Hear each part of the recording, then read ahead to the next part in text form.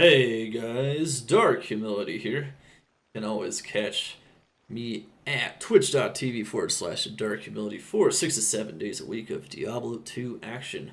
And of course, you can catch many of our guides, including an extensive farming tiers guide for D2R here on YouTube, and all of the most brilliant polished guides at maxwell.gg. So, today, I am here with a very simple, brief overview of what I believe are the top 10 ways to improve D2R while preserving the original game experience. D2R has been out for 16 months now, so I wanted to provide you guys with a simple, brief overview on the eve of Ladder 3 of what I still think can improve the game the most after all this time. So let's get into it. There are only 10, and yeah, let's go.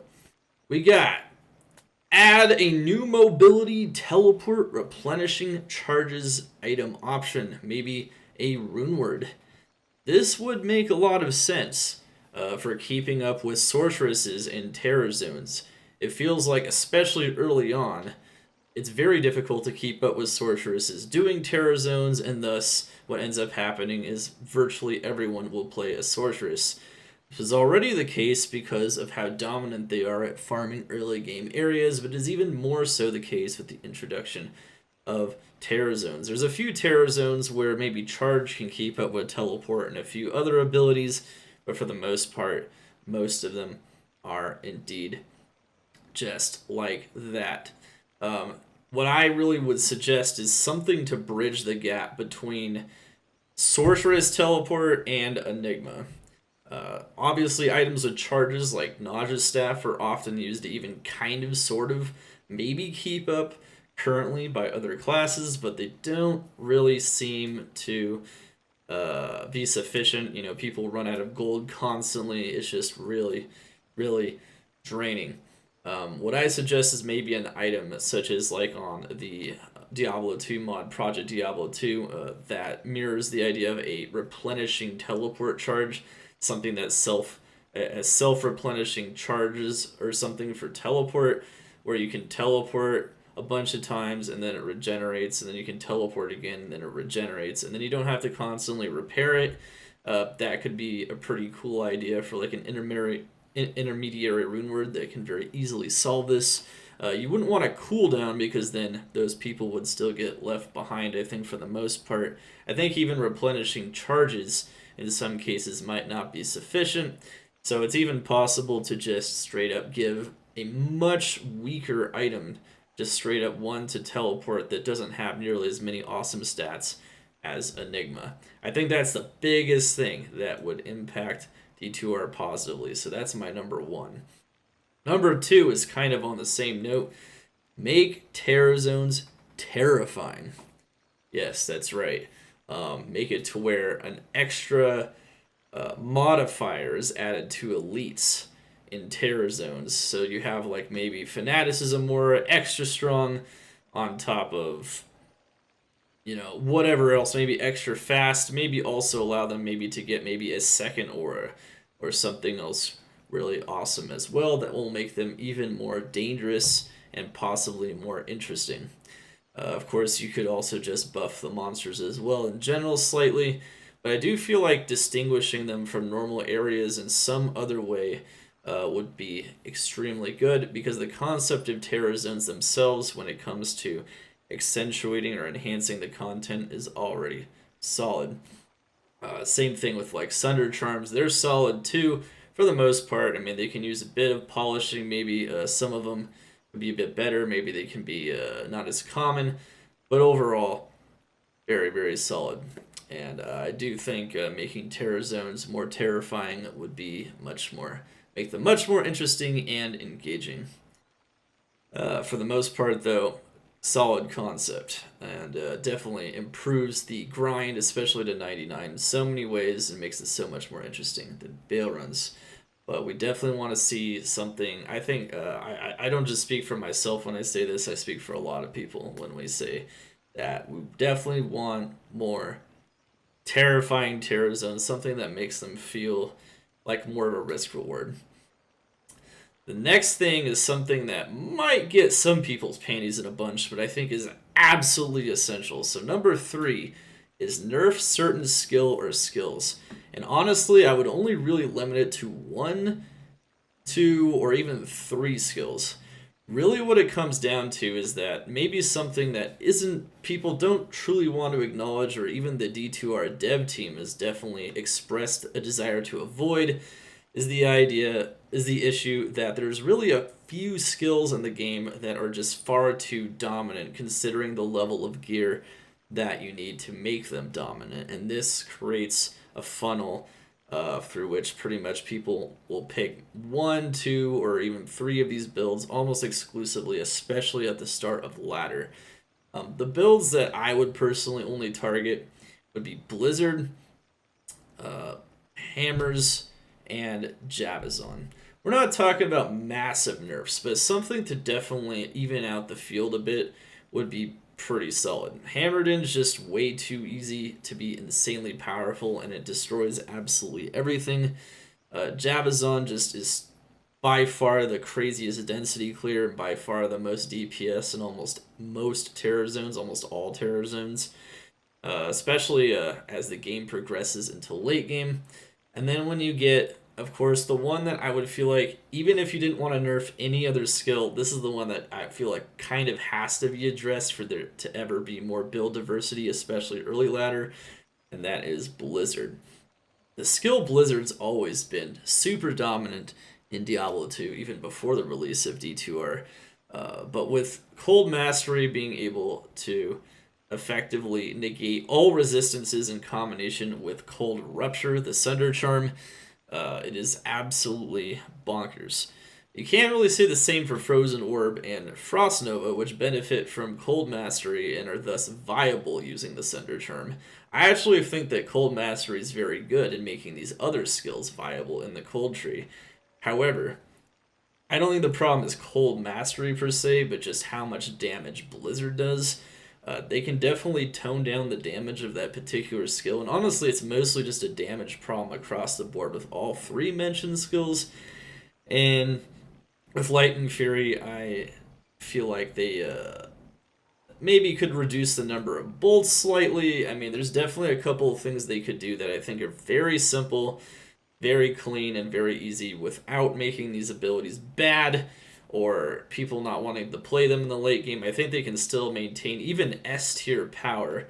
It's just that they're so S tier, they're so dominant that they kind of crowd out even other S tier builds, which is fairly surprising.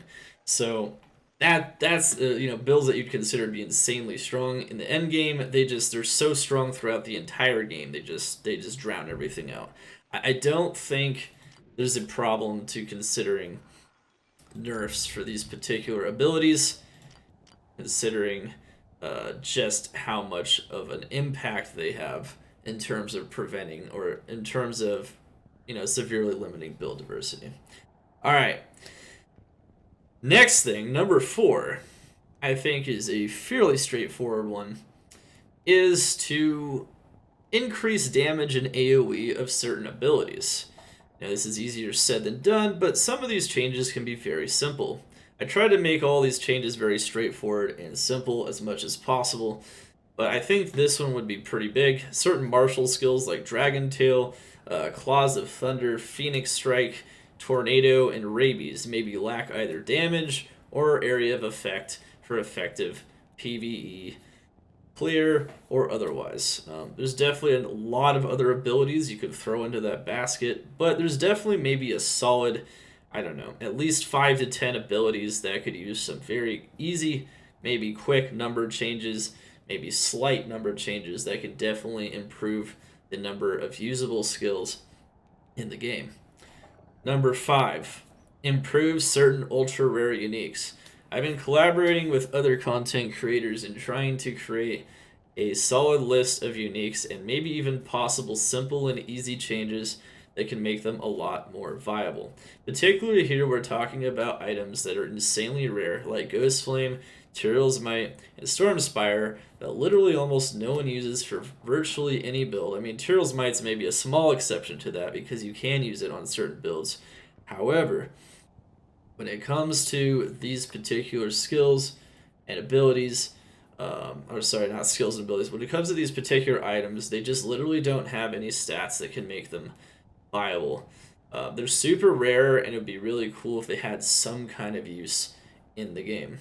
I know there's been reluctance to mess with uniques because they're so iconic, but honestly, I don't think they would mess with things too hard if they had like a specific build use, at least in some sense, because you literally would never use a Storm Spire, for instance, for absolutely anything. So, like, there's a lot of these items. I just named off three that are particularly on the low usability end that are also insanely rare. Just give Tyrell's Might one to teleport or something. Just do it. Just do it. Stackable Currency.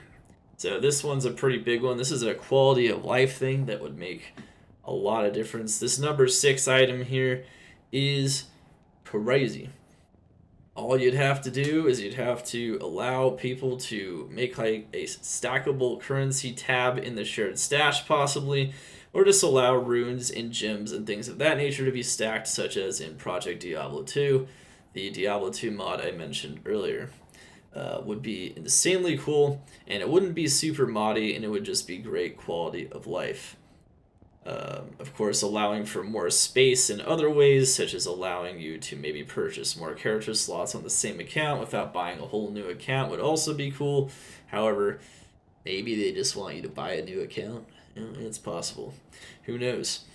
But anyway, in-game loot filter. People are already trying to create their new in-game loot filters, or trying to create them anyway, but it is arguable that they may or may not be against TOS, especially if they have other features. It'd be nice if they just had a built-in in-game loot filter that you can very easily modify and allow the notification or the dropping of certain items so that it was just better quality of life all across the board, especially when you're hitting things like super chests and there's a billion items on the ground.